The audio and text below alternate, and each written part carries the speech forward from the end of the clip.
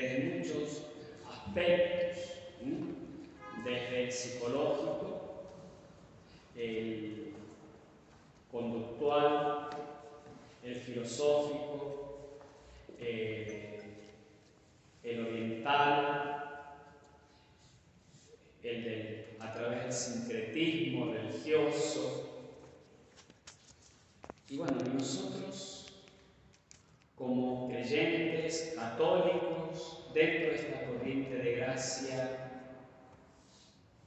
¿qué hablamos o qué entendemos cuando decimos sanación interior?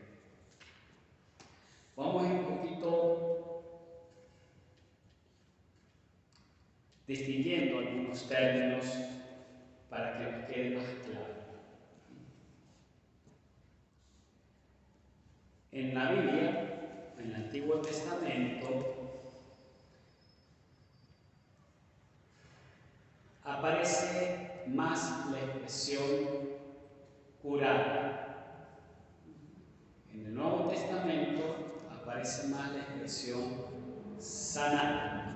Si bien en la traducción al español, como son sinónimos, a veces es indistinto y no logramos descubrir cuándo es sanación o cuándo es curación. Porque en algunos momentos se dice Jesús sana a los enfermos y en otros dice cura las enfermedades. Entonces, ¿cómo es esto?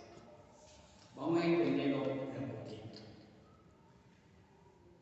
En las culturas de Medio Oriente, en la cultura semítica de donde viene el pueblo de Israel,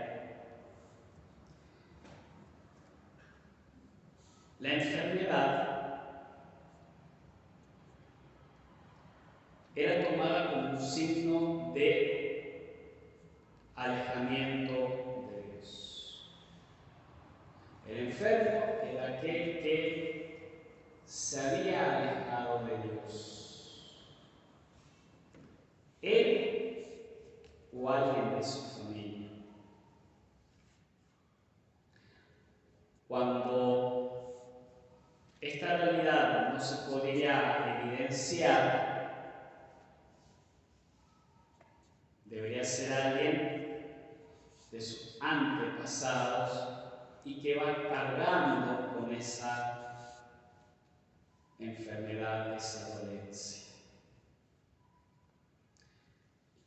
Si nosotros leemos el libro de Job,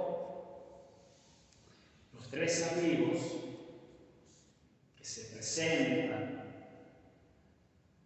ante Job, que estaba en esa situación, que había caído en desgracia, se presentan y se postran ante él, por verlo así. Pero después cada uno va diciendo algo y Job va respondiendo. Si ustedes lo leen, están estas tres categorías de por qué Job está en esa desgracia. El enfermo, sus familiares todos muertos, sus hijos, y todo lo que tenía en fortuna había quedado diezmado. Uno le dice, algo hiciste, pecaste, y por eso Dios te está reprendiendo, te está castigando. Job dice, no, desde el primer momento que empezaron a decir esta desgracia, aquella otra, estuve siempre agradeciendo a Dios, dando gracias, alabando. Hay un canto ahí que dice, te alabo también en el quebranto, sobre todo. Bueno, Job decía esto y dejó callado al amigo ese. Después sale el otro, bueno, pues seguramente alguno de tus hijos habrá cometido algo que enfadó a Dios. Y Job vuelve a decir, tengo entendido, ninguno de mis hijos se estaba portando mal. Y el otro le dice, bueno, habrá sido alguno de tus antepasados. Y aquí es donde viene también Job a indignarme. Si Dios es misericordioso, ¿cómo va a pasar de los antepasados hasta mí algo que debería haber rendido cuenta ese antepasado? Si bien en la Biblia, recuerden, está esta cuestión de que Dios de generación en generación bendice o reprende, castiga. Pero ya con Job, la cosa va cambiando. Si bien nuestros hermanos separados, ese libro no lo tienen presente. Es uno de los 7 libros, ¿se acuerdan? A ver, del Antiguo Testamento, que son deuterocanónicos, porque fueron escritos en griego. Por eso nuestros hermanos separados todavía siguen con esa idea de que puede haber algo que venga de generaciones pasadas. Nosotros todavía no conservamos eso. ¿Por qué? Porque en el libro de Job ya marca una diferencia. Jacob dice, no es posible eso.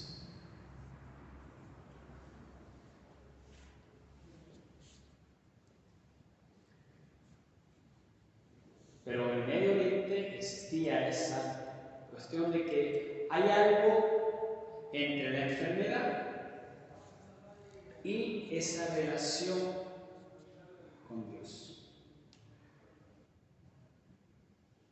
Con Jesucristo vamos a ver que la cosa cambia. Hablé de Medio Oriente. Si nos expandimos un poquito más a todo lo que es el Oriente, todas las culturas orientales, India, China, toda esa parte, como ya hemos dicho en otras oportunidades, ahí ya no hay una referencia a un Dios,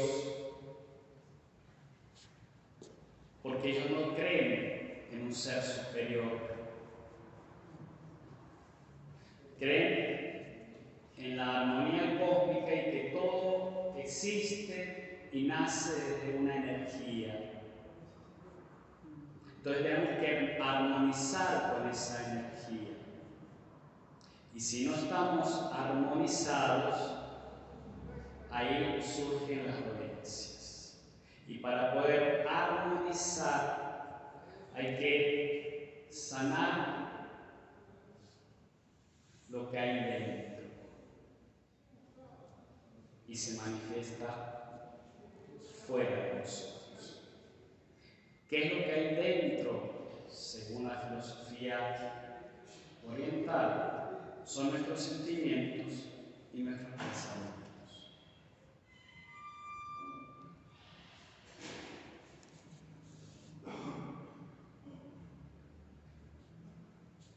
En las culturas amerindias, ya que estamos el 12 de octubre, en nuestras culturas amerindias se le pedía a las deidades,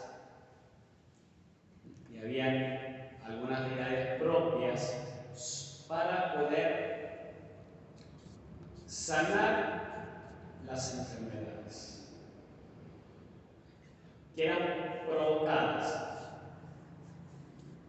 por las guerras, las heridas, que eran provocadas por otros seres vivos, picaduras, caduras, envenenamiento, o que eran provocadas por no haberle rendido culto al inframundo. Recuerden que los inframundos, lo que está por debajo, no les llamaban ellos infiernos, ya que para ellos habían deidades por arriba y por debajo nuestro. No eran ni buenas ni malas, por eso no había esta concepción como nosotros tenemos, que abajo está el mar, el infierno, arriba el bien, el cielo, Dios. Para ellos las divinidades había que rendirles culto, y si no se lo rendían bien, podrían provocar algunas enfermedades. ¿Por qué digo esto?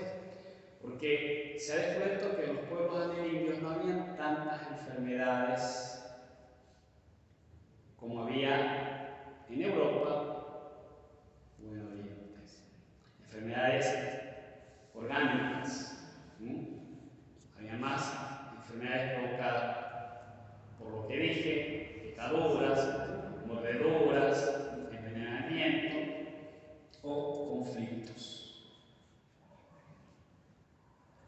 Las grandes pestes son traídas de Europa. Por eso se diezma la población autóctona, porque no tenían anticuerpos. Por eso el amerindio concebía que las deidades podían curar lo físico. No tenía ninguna relación con lo interior. ¿Alguna aclaración? ¿Alguna preguntita? ¿Y a qué se debía que los europeos, por así decir, tenían todos esos problemas y acá no? Una cuestión genética. ¿Ah? Una cuestión genética. Ah, bien. Una cuestión genética. Había más enfermedades. Por ejemplo, un portador de enfermedades es la rata, que no existía aquí en el continente americano. Fueron traídos por las embarcaciones.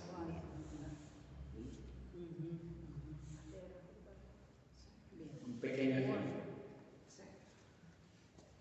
Se supone que eran las comunidades más santas, pero no había ninguna connotación religiosa ni nada de eso. Qué bueno que lo preguntes, porque en los siglos XVIII y XIX, cuando se quiere invertir la imagen del autóctono que estaba condenado al infierno por no saber de Jesús, y se quiere cambiar esa imagen del indio malo y poner una imagen de un indio o de un aborigen más angelical, se retoma esa idea de que acá no había tantas enfermedades porque no estaba el pecado original. Pero bueno, esas son versiones que, si lo leen, sepan que existió por querer cambiar una imagen y revertir toda la situación que se había producido. No vamos a hablar acá de cuestiones morales, ni de cuestiones de filosofía o legislación, simplemente estamos hablando nosotros de sanación interior.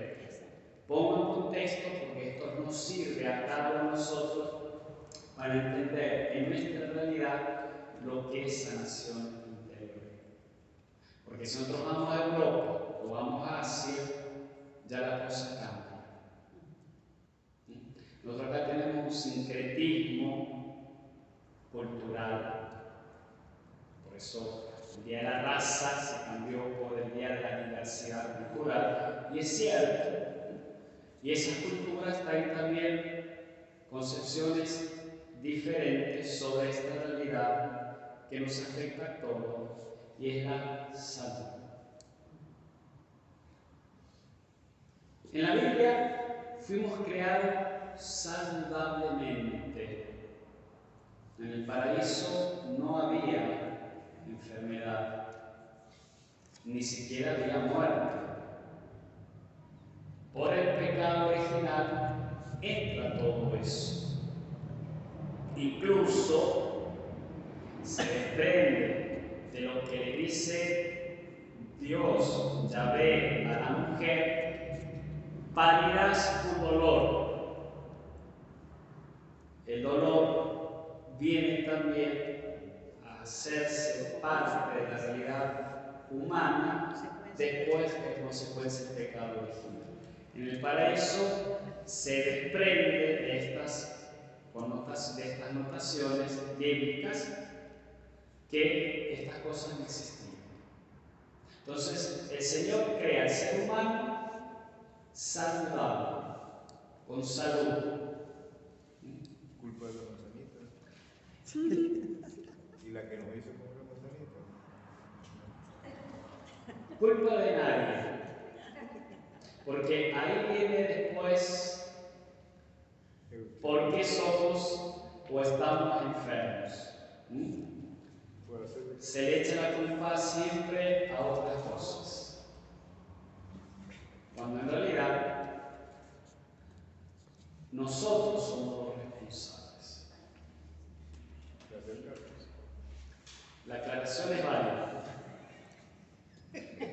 Lo tomé de esa manera, pero como están grabando no puedo decir otra cuestión. Hoy estoy bonito, como que también así, pues tengo que ser un poquito más bonito.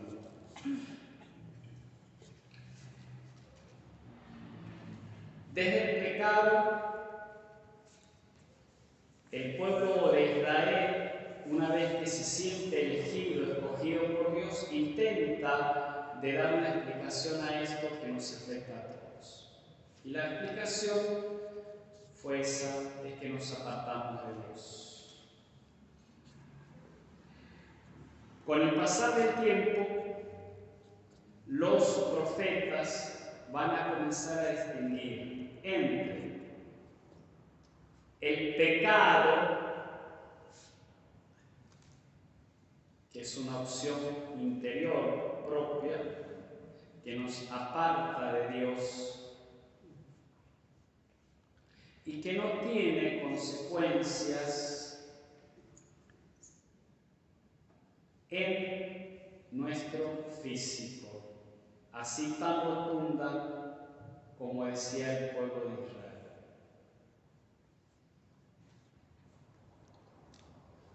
O sea, el pueblo de Israel leía: vos estabas enferma, era porque estabas en pecado. Pero por ahí que estaba sanito y si tenía pecados, estaba sano, entonces no, él está en pecado, vos estás en pecado. Por eso los profetas comienzan a decir: no hay una relación equitativa entre lo exterior y lo interior.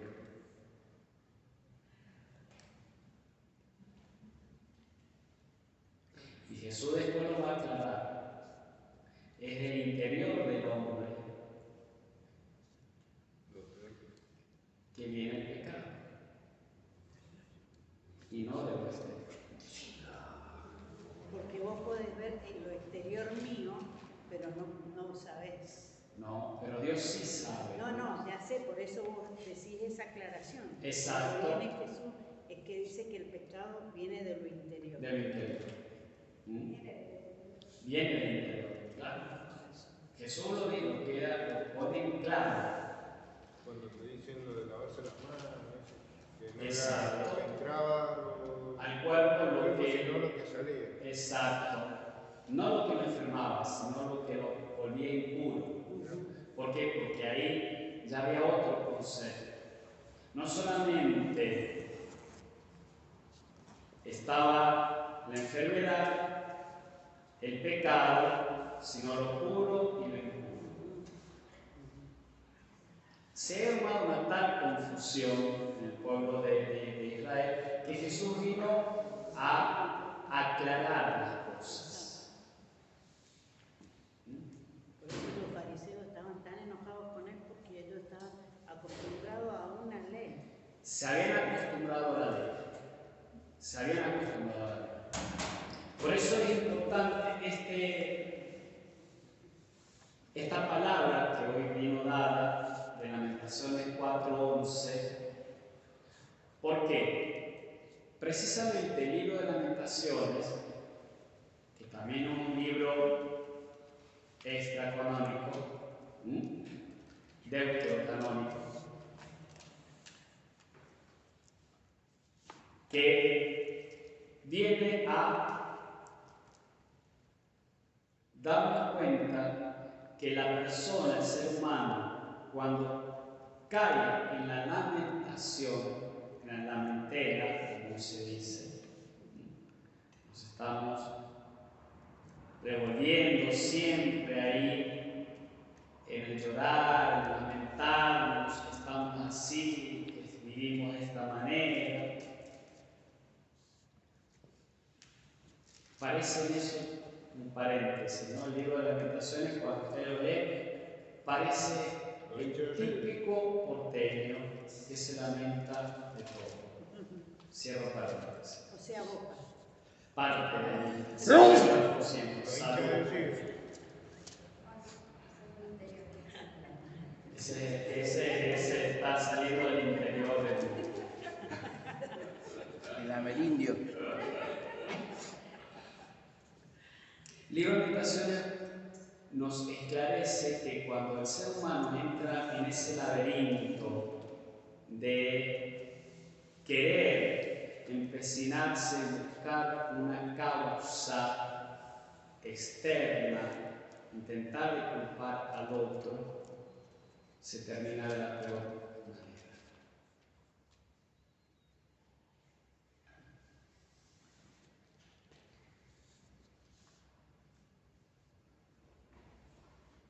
La enfermedad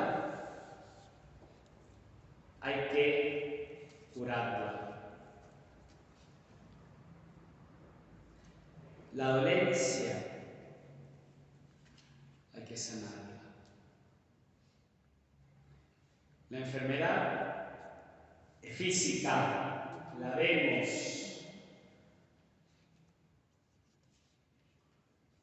La dolencia no la vemos, porque bien está en el interior. Lo que duele, también duele el cuerpo, pero cuando decimos, nos duele el alma, me duele el alma, es lo que no se ve y es lo que viene precisamente, en primer lugar, a sanar Jesús. Padre, no, que yo me quedé pensando que esa palabra que habla de un fuego abrasador que derrama Dios, también es como una purificación que el Espíritu Santo quiere obrar en nuestros corazones y en nosotros. Yo no dije que sea ni bueno ni malo esa palabra, dije que esa palabra viene al tanto a nosotros, viene bien. ¿Por qué? Porque nos está hablando precisamente sobre, nos está poniendo en el tema. Bien. Bien. No lo puse, no le digo una valoración, ni buena ni mala. Es una palabra, es fuerte, pero en el contexto que está diciéndolo ahí, es parecido a lo que vos estás diciendo. Dios va a venir a poner orden, va a venir a purificar, va a venir a cambiar lo que hay que cambiar. Pero Él, no nosotros.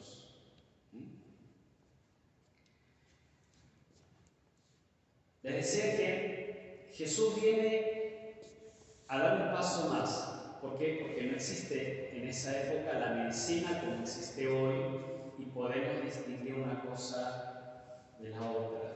Una enfermedad, una dolencia psíquica o una dolencia neurológica, una dolencia espiritual,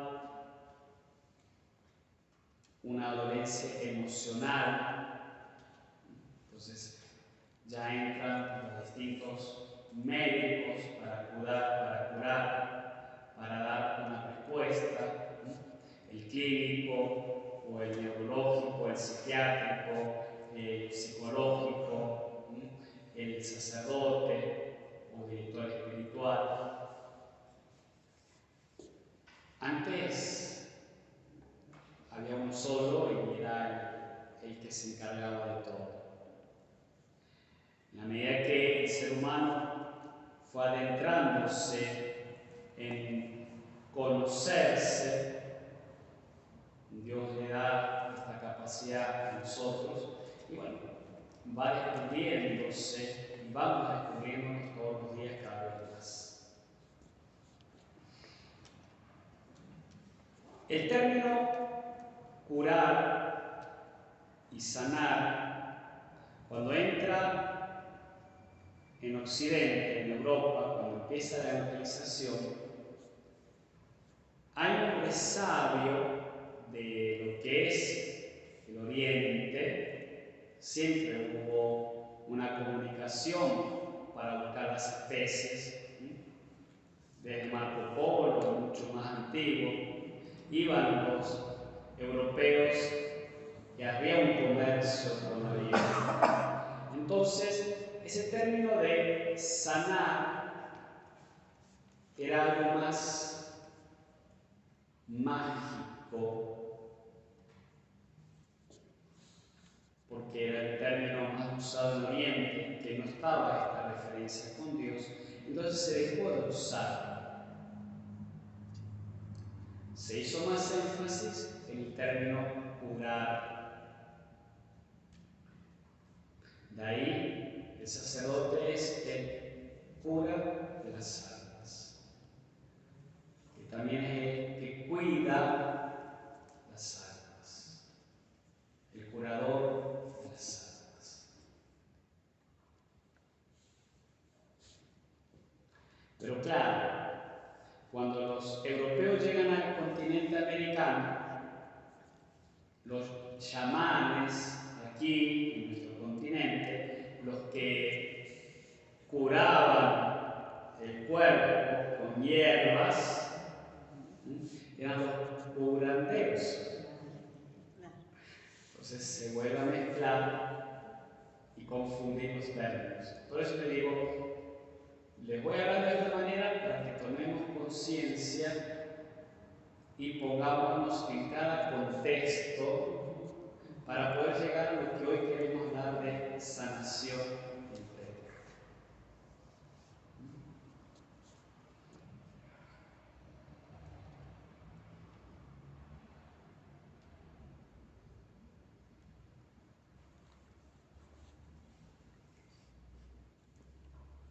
Vamos un poquito más adelante. Jesús es el Hijo de Dios. Y Él nos dice en la palabra de hoy, en el Evangelio de hoy, pidan y se les dará. Busquen, encontrarán. Llamen y se les abrirá. ¿Quién dijo esto? Jesús. Muy bien.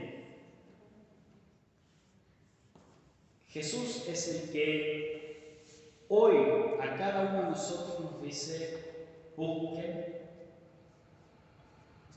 llamen y pidan. Él es el que nos dice esto. Muchas veces nuestros hermanitos que llegan a los grupos de oración por primera vez vienen a pedir, vienen a buscar, llaman a nuestros grupos, a nosotros, no conscientes de que Jesús nos dijo esto, sino necesitados.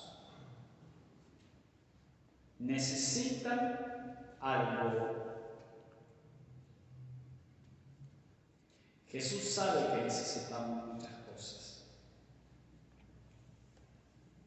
pero sobre todo necesitamos, y nos lo dice Jesús también, Si ustedes que son malos saben dar cosas buenas a sus hijos, cuanto más el Padre del cielo dará Espíritu Santo a aquellos que se lo piden. En la Santísima Trinidad, ¿el Espíritu Santo qué es? Una persona. ¿Y qué representa? La tercera La persona. tercera. El amor. El amor del Padre y del Hijo. Jesús nos está diciendo que pidan, llamen, busquen amor.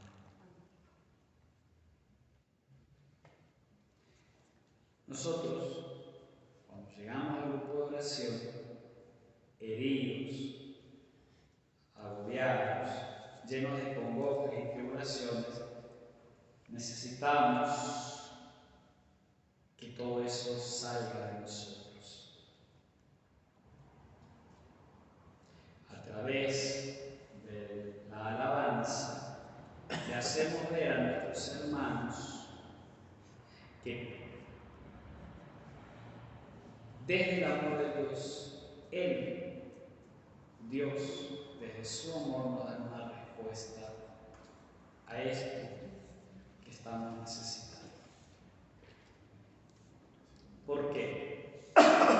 El ser humano, Génesis, dice que fue creado a imagen y semejanza de Dios.